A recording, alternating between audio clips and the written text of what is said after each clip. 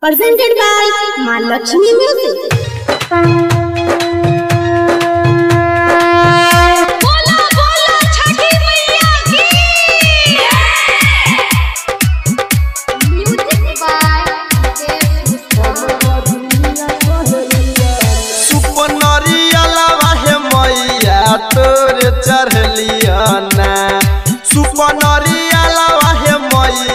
तोर चढ़लिया ना हे मैया एगो बेटवा के खातिर हम बधिनिया कहलिया ना हे मैया एगो पुतावा के खातिर हम बधिनिया कहलिया ना सुपनरिया लावा हे मैया तोर चढ़लिया ना सुपनरिया लावा हे मैया तोर चढ़लिया ना हे मैया एगो बेटवा के खातिर हम बधिनिया कहलिया ना हे मैया एगो लड़कवा के खातिर हम बधिनिया कहलिया ना।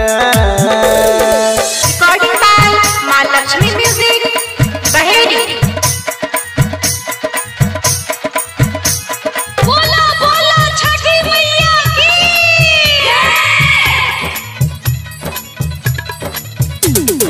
DJ Sumit Satish Raima. DJ Sumit Satish Raima. भूखल पियासल मैया साजा भोर गिरै है अखिया से झर झर लो रहो भूखल पियासल मैया साजा भोर गिरै है अखिया से झर झर लो रहो गोतनी नदिया के बीच भागी न भेलिया गोतनी नदिया के बीच भागी न भेलिया हे मैया एगो बेटवा के खातिर हम बधिनिया कहलिया ना हे मैया एगो पुतावा के खातिर हम बधिनिया कहलिया ना। DJ Sumit Satish Raima. अभी आप सुन रहे हैं महालक्ष्मी म्यूजिक की प्रस्तुति।